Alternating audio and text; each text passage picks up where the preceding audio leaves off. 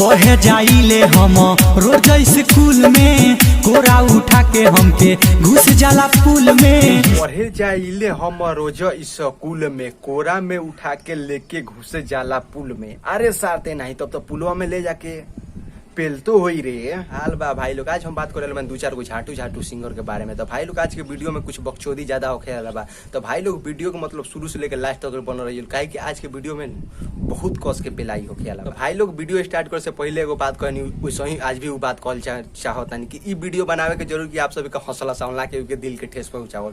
तो भाई लोग वीडियो के सीरियस मत लियो, तो बिना कोनो लारवा लहसुन के कोई जाओ दौड़ा के पेलाई स्टार्ट। सुनो सखी भतारा के खेला हो, रात भर में 3 बेरा लेला हो। राते भर में 3 बेरा लेला हो। अरे सारते नहीं तो उहे बात हो गई रे, गाड़ी में गुना सरवा माई रे हो गे ना। भाई लोगन तो सरवा के तो निमन से देखलो, सरवा के देखला के बाद सरवा ऐसा आवता नहीं कि सरवा के गाँव में अभी मतलब सही से बार ना जामल हो, इस तरह होता राते भर में 3 टिप लेला हो। अरे सारते नहीं ते जाके पहले मतलब सही से गाँव में अपना बार जमावे का सीख ले, ओकरा बाद ते सरवा आके कहिए 3 बार लेवे चाहे 15 बार लेवे, सर हम कुछ ना बोले। रात भर में 3 बेरा लेला हो।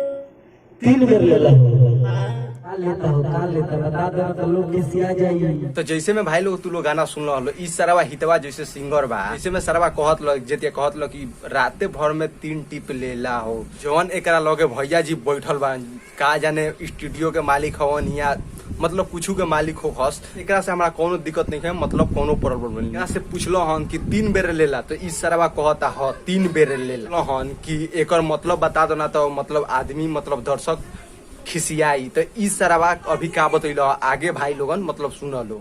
सुबह नाश्ता लेता, 12 बजे खाना लेता, फिर शाम के नाश्ता लेता।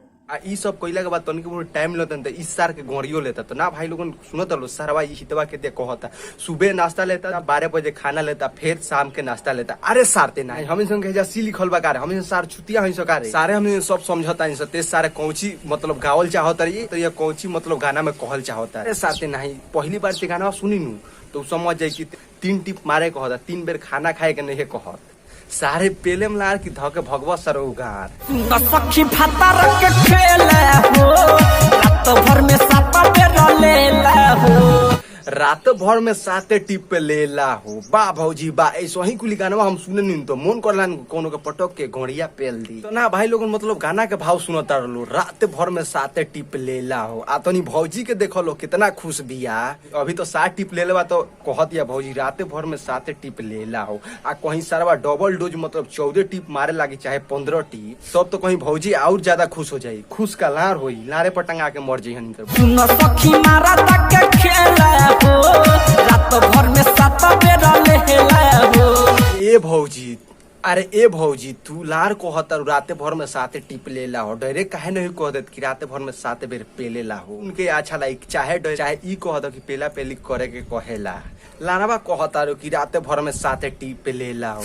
सरवा सुनला के बाद सरवा ऐसा लागता नु लड़वे सरवा टॉप से खड़ा हो गई रे।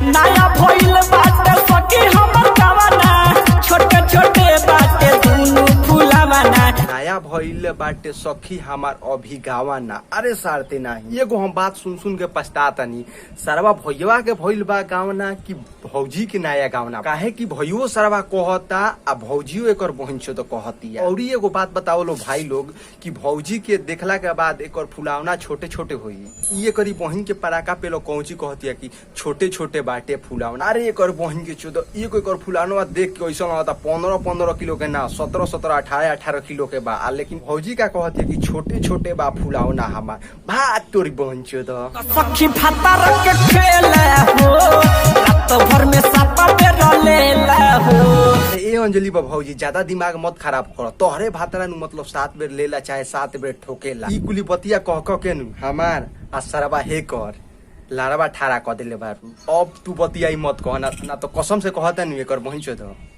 मुठ मारे के पड़ी। अब कस यही मेरा है अनुरोध रे, करना ना प्यार माल है माधर चोद रे, करना ना प्यार माल है माधर चोद रे। वाह भैया जी वाह, तहार गाना सुन के ऐसा लागता नु कि तहारा के वर्ड देवे के पड़ी। रुक जा, उखरे सरवा उखरे उखर अरे सारा सही में उखड़ गइले। ए यारबा आज के लड़की तो 10 गो से मरवावा तारी सा। ए यारबा आज के लड़की तो 10 गो से करवावा तारी सा। आजकल के लड़की तो 10 गो से करवावत तारी सो। तो सुन बेटा, It's her choice.